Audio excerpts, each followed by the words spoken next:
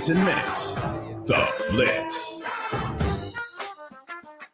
It is The Blitz here on San Antonio Sports Star, ESPN AM 1250, 94.5 FM. I'm Jason Minix. James Pledger producing as always. The Moose, Daryl Johnston. He will join us in 30 minutes for Mondays with the Moose. Let's talk some Cowboys, though, now with RJ Ochoa from bloggingtheboys.com and our original Rock the Mic champion. We'll get into Rock the Mic in a little bit.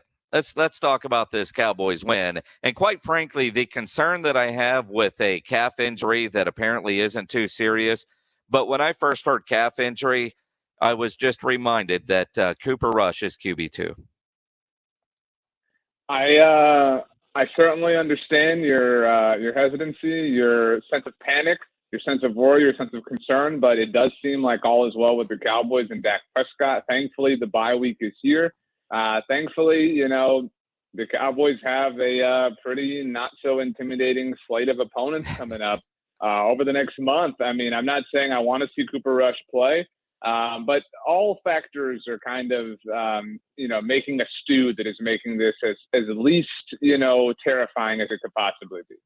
At what point, RJ, when you look at the Cowboys and where they sit right now, do you allow yourself as a Cowboy fan to start believing this could be that special year?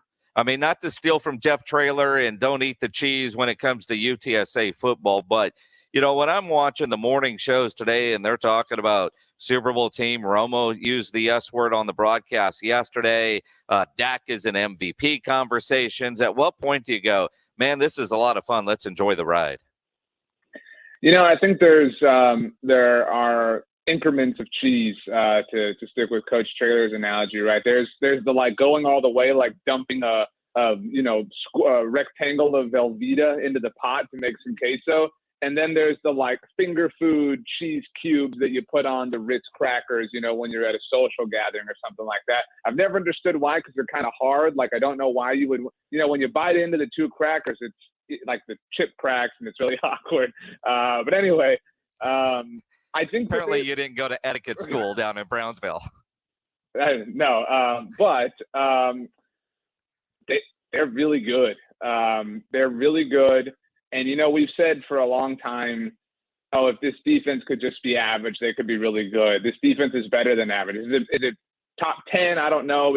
It's not 16th. It's maybe the 12th, 13th best defense. It's really opportunistic. And what's more is I think it's hard to kind of launch yourself into the cheese stratosphere after they beat the Panthers or they beat the Giants. But yesterday, and I think you would agree, is a game that they lose, under previous regimes. It's a game that they don't have the stones or the gall or the wherewithal to kind of just buckle down and survive and win. That's a game they should lose. But to be an elite team, you have to win some games you shouldn't. And the Cowboys have lost games to Mike McCarthy that they shouldn't have lost. And so I find it hard not to give him, his fair share of credit for being the difference in how that disposition has changed. Yeah, it's interesting because I did say earlier, this is a game that they lose over the last decade. And I think Greeny tweeted, this is precisely how New England has won games for 20 years under Bill Belichick, and the Cowboys have lost games just being who they are. And despite all that, and I want to give Mike McCarthy a ton of credit for a lot of things, and at the same time, I feel like they're winning despite him. I mean, some of his decision-making is still baffling, like going for it on fourth down in the first quarter on your end of the field. Why? Against a rookie quarterback. Punt it deep and let your defense go play. I love the decision. I know that you don't. You and I, the things we disagree on are general principles. Things we've disagreed on in the past. For anyone who hasn't listened, Jason and I are the greatest broadcast team to ever exist in the world of high school football. And so we've had some disagreements. Wow, Kevin Brock has a problem with that. We've had some disagreements in terms of things you should do, like when you should kick field goals, when you should do this, like fourth down, things like that. And Mike McCarthy leans aggressive. Now, there's one school of thought that is, I spent a decade watching Jason Garrett. I'll take anything that isn't Jason Garrett. And that's not where I'm coming from. He's increasing his team's probability to win. Data supports that when you have the better offense, when you're going to score more often, that you should, I don't even want to call it, I don't want to call it roll those dice. I understand you're backed up in your own end zone, but that it's 4th and short. You should be able to get that yard. In fact, I think he didn't go for it at a time that he should. I thought that prior to the Greg Zuerlein missed field goal, that time, if you're going to go for it all the other times, you go for it there. And that's something that a lot of people, you can't be half in this world. You can't date analytics. You have to be married. And so you have to go all the way. And I agree with you there. Now, I wasn't a fan in the first quarter. And maybe because, last week against the Giants, they don't come out of the gate hot, right? And so maybe it was his way of trying to get that team fired up. But I'm going against a rookie quarterback on the road. Punt them deep and play defense. Don't give them a short field. Don't give them life. That's what I didn't like about the call. But you're right. On the other situations, I think he got scared. Well, we can't pick up a yard. 4 plays at the goal line. You don't get that yard after a block punt. I could understand him being gun shy and, while maybe still married to analytics, you made analytics sleep on the couch for that one, and let's just go miss a field goal. Yeah, I think that's well said. And you're right. Maybe there's something to being spooked after the Luke Gifford block punt, but these are the decisions. These are the things that mount up. And I think, and believe me, I am in no way saying that Mike McCarthy is a superior coach to Bill Belichick, but yesterday he was. Yesterday, Bill Belichick, Patriots get the ball after the Cowboys goal line fiasco, right? And that fumble, they get the ball at their 20-yard line. There's 90 seconds left, and Bill Belichick just takes some knees and bleeds the clock out and goes into the locker room. What are you doing? Bill Belichick in overtime, I know he's on his side of the field, but it's 4th and 3. I mean, you got to believe in your guy to get 3 yards at a particular point like that. And so, people, you mentioned, people want to say oh, well, Kellen Moore handles the offense. Dan Quinn handles the defense. Bones handles the special teams. What does Mike McCarthy do? I think Mike McCarthy humbles himself enough to put the right people in the right positions to succeed. And so if it's me and if it's 4th and 3 or if it's 4th and 1, I want that ball in Dak Prescott's hands. And that's a decision that, as silly as it sounds, a lot of head coaches struggle with, especially the one that Mike McCarthy succeeded in Dallas. And so I think he's done a great job, not a perfect or flawless job, but he has done a great job of kind of managing all of those responsibilities to the point that they're 5-1. And again, 5-1, he deserves a ton of credit. And the fact that Kellen Moore is getting so much love, the fact that Dan Quinn is getting so much love, I think Jerry and Steven and some of their media appearances have gone out of their way to compliment their head coach. But there are just some times where I look at him and go, what the hell is he doing? Well, I mean, now at the end of the game, calling a timeout when he did at the end of regulation, I think there was some legit confusion on that penalty and what down it was. The CBS graphic said it was 2nd down. I thought it was 2nd down because of the 2 penalties.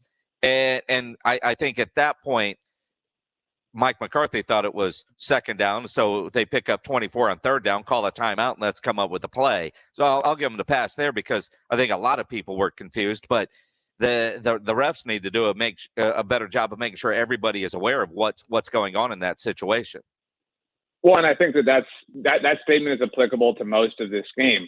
The NFL announced today, as an example, or late yesterday rather, that they did review the 3rd and goal play from Dak Prescott. That would be helpful information to have known in the moment. What's more is you mentioned the first time that Mike McCarthy went for it on 4th down. He goes for it on 4th down, doesn't get it, and throws the challenge flag. And everybody's saying, what are you doing throwing the challenge flag? Well, how did they not even measure it? I mean, how did they not take the chains out? In the moment, he's, what can he do? He's trusting human error of these, 60-year-old dudes. I mean, in their vision, they have contacts, you know what I mean? Have they had LASIK? Are they wearing glasses?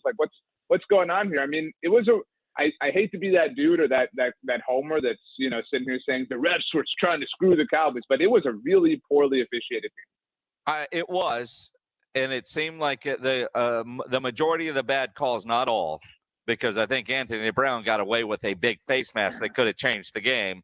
But it felt that way all the games I was watching yesterday. Officiating was an issue. I mean, Mike Tomlin won a game last night and I think was ready to go hurt some referees after that Steelers game with some of the bizarreness that we're seeing. And I don't know if it's the refs are just now relying too much on video, so they're afraid to make a call. But even on that 3rd and goal play, well, yeah, you're right. We could not see a football in that play. You can see bodies, and, common sense tells you he was in the end zone there. And I don't like that the NFL said they reviewed it and decided they didn't need a closer look at it when they get a closer look at some of the most obvious things out there. Yeah, people love to say put a chip in the ball. I know I'm proud of you, Jason. You're kind of getting your feet wet in the world of soccer. In the world of soccer, when there's like a question as to whether or not something is a goal, dude, they can have like a 3D rendering and they can look at it and say like, oh, 6% of it isn't across the line. That's not a goal. If you watch any tennis, they can do the same thing and kind of say, oh, this was out of bounds or this was inbounds, whatever the case may be. I mean, it's also like the fact that they use the chains. They use these like, do you remember that on the subject of us Congolans? Do you remember when at Comalander the chains broke? The chain broke? Yeah. Yeah. We had to go find the backup chains that were apparently nowhere to be found for about 40 minutes. Right. But a multi-billion-dollar organization comes down to chains and pieces of plastic and tarp. Like, do you even know what part of the marker the ball has to hit? Is it the triangular part? Is it the chain? You know what I mean? Like it's the very last level of subjectivity. It's the very last link, and it's very old school, but it's an exact measurement. Now, that's so stupid. That said, I mean, you talk about what soccer can do, and apparently I haven't got to that episode of Ted Lasso yet, but I can't wait till I get there to see the 3D rendering with Ted Lasso. But at the same time, and the Alliance, there was a chip in the ball. And the idea, while they didn't implement it during games, the idea was that chip would be able to go to the app and tell you where you are on the field and also tell you if there was a goal line. That's why those footballs were so expensive, right? They were so expensive that I remember the dude in Birmingham threw one in the stands and he got fined more than his damn paycheck. I mean, those balls were expensive, but I just can't imagine the NFL doesn't have that yet. Well, I tell you what, if I was the fan that caught that thing, I'd give it up because, I mean, somewhere the Alliance is tracking that person in there. Security went and got it. Yeah, they went and got that thing. I mean, but, it wasn't like the Arena League where throw all the balls in the stands, I mean, it's bizarre. So you look at it, Cowboys get the win yesterday, heading to the bye week as we visit with RJ Ochoa from bloggingtheboys.com. I talk about how good this team is. And Dak Prescott in the MVP conversation. Listening to the morning shows today, and I know it's like an overreaction Monday. I expect Josh Allen to have a big game tonight to get back in the conversation because I think he is that talented. But right now, Lamar, Kyler, and Dak are the three guys talked about most for MVP. Yeah, I think, Tom Brady's had some moments. Certainly he's had a couple nice games. And obviously, the Bucs are 4-1, 5-1, as well. And I think, we'll see him have statistical success. And I mean, because he's Tom Brady, he'll kind of stay in the conversation. Patrick Mahomes, you figure, I know that the Chiefs are kind of back to their winning ways. They've won 3 games, 2 of them against the NFC East. But you have to imagine that, he played like an MVP over the second half of the season. But some of this is, and people don't like to hear this, but some of this is narrative, right? Like some of it is like Tom Brady's, he doesn't have an MVP as a Buccaneer, so maybe that's the narrative. They're not Patrick Mahomes and Lamar Jackson. It's hard to win multiple MVPs, in a 3-year span or back-to-back or whatever the case may be. The NFL does like to get some new blood there. The fact that Dak is also in heavy contention for a comeback player of the year might actually hurt or hinder his MVP odds because they don't generally give the same guy multiple awards. I think, there's definitely a very seeable world where Joe Burrow wins comeback player of the year, Dak Prescott wins MVP. And, to kind of go back to a different point, we talk Dak Prescott's in the MVP consideration. Trayvon Diggs is defensive player of the year. You could argue he's MVP at this point. Micah Parsons is defensive rookie of the year right now. Kellen Moore, if there was a coordinator of the year award, would certainly get it. Maybe that award is, the size of his contract with his new team. But we're not even talking about Mike McCarthy at all in contention for coach of the year. Oh, no, because you're going to have Jerry win Executive of the Year. You're going to have Terrence Steele win Most Improved. You have all of that, but I don't know that Mike McCarthy would be. I mean, when you look at what Cliff Kingsbury is doing right now, he is hands down Coach of the Year. They won without him. I mean, that's a joke, but you know what I mean? Like, yeah. My point though is like he should be in the mix. Like he should be in these conversations, but he's not for whatever reason. they keep stacking wins, and I think the conversation starts a little bit more. The Texans are going with the youth movement. Whitney Merciless gets released. Cowboys? I don't think so. I don't think so. Do the Cowboys need to do something when you go, okay, we're really good. We've got a chance to do something really special. We've got some players. We've got a lot of depth. Where do we need the most help? Do they go make a move near the deadline to try to bolster the defense, whether it's somebody on that defensive line, whether it's a secondary player? I don't know who. I'm just trying to, because, Stephen Jones will tell us talent evaluation, roster construction is 24/7, 365. Are you at the point where you go all in and go, we can get better? We need to get better here. So I promise I'm not trying to just go chalk on you, but you mentioned defensive line and secondary specifically. There are reinforcements on the way. Neville Gallimore hasn't played at all this season. Kelvin Joseph, the team's second-round pick, hasn't played at all this season. And so, they're at the bye. Those guys have been on injured reserve. As it stands, we would all sit here and agree. Right. We would all sit here and agree that the Cowboys have an enormous amount of depth on their roster. That's without Neville Gallimore, without Kelvin Joseph, without DeMarcus Lawrence, effectively without Lyle Collins, effectively without Michael Gallup. That's 5 players right there. You could throw Tristan Hill in there if you're feeling particularly generous. That's 6 players then that they're going to have to fit onto their roster as is. So they've already got to cut 6 guys. Just to get all of those players back. Now you'll have dudes who get hurt and players who go on injured reserve, things like that. But there is talent coming. I know that people, think DeMarcus Lawrence is overrated. The Cowboys defense, which has played well, is going to get back their best defensive player in a couple of weeks. The Cowboys offense, which has been elite, is going to get back one of their very, very, very top players. Other important players like Neville Gallimore are going to come. Kelvin Joseph, he's kind of a question mark. We don't know what he is, but there are reinforcements coming for every sector of the team that we want to see just improve just a little bit. And RJ, I'll go back to a guy when we were in Oxnard that just flashed so much defensively was Canada. How is he not taking Anthony Brown's job yet? I think Anthony Brown is the worst starter on the Cowboys defense. There's no question about that. But if that's the case, he's an average player in the NFL. That's a really high floor. And I think we forget, and we spent you're right, all offseason, all camp, we had the pick on Matthew Stafford in the, scrimmage session, and it was holy crap. He opted out of last year. And we've seen different effects of that, right? A lot of collegiate players, Jamar Chase, Michael Parsons, have played really well despite opting out.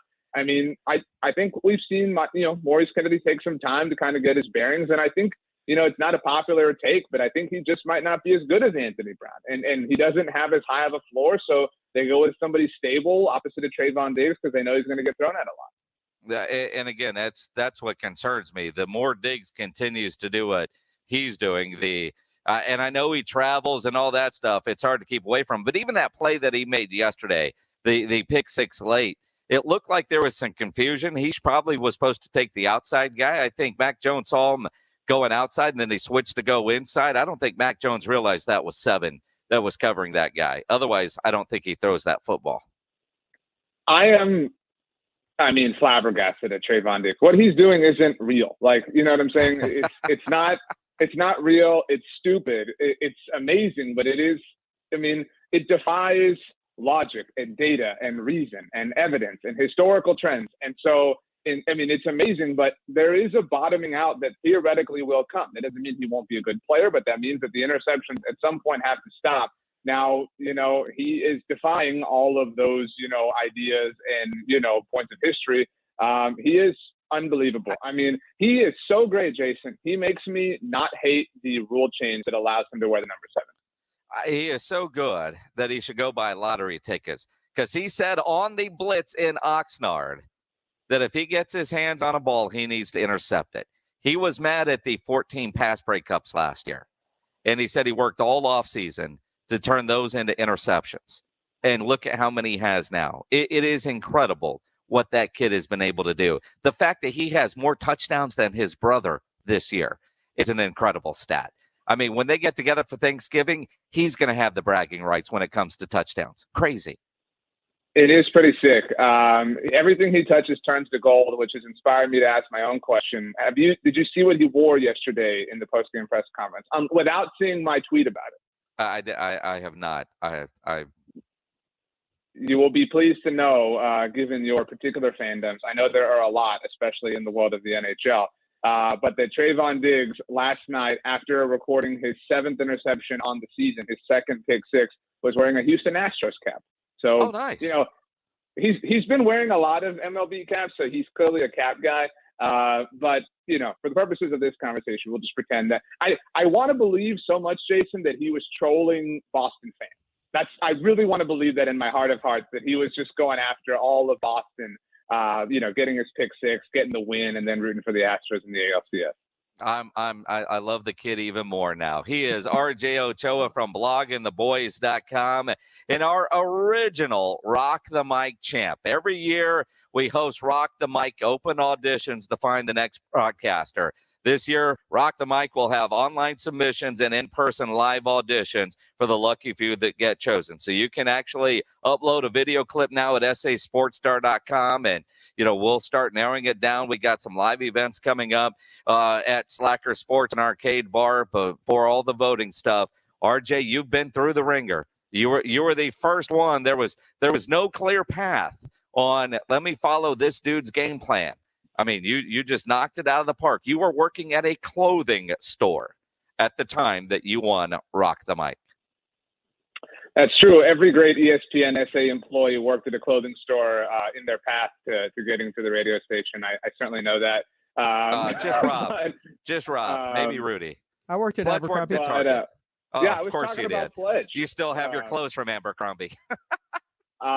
In all seriousness, it sounds lame. It sounds cheesy. It sounds chalk.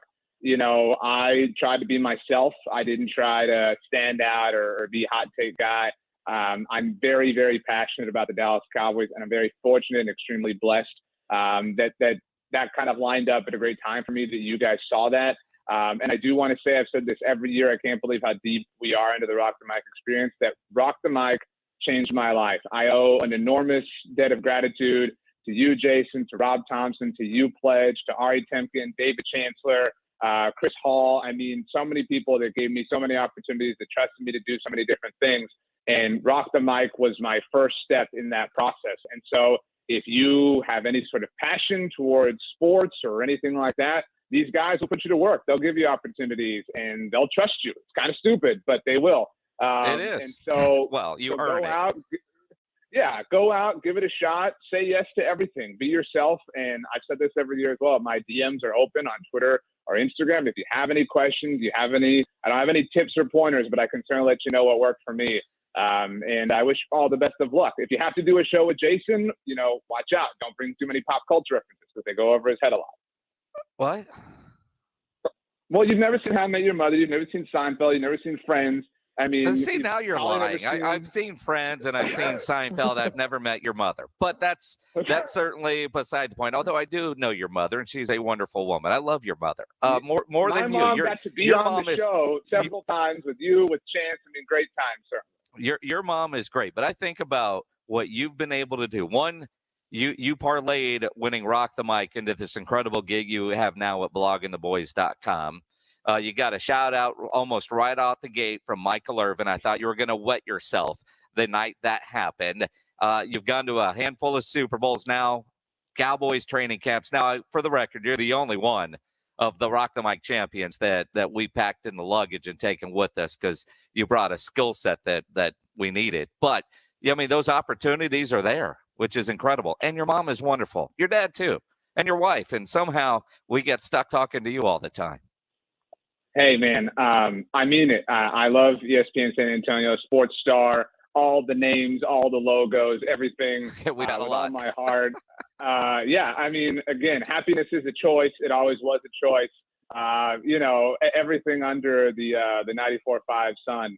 And so if you are thinking about doing it, if you're like, I don't have time, make the time. It can change your life. And, go into it with an open mind and open heart.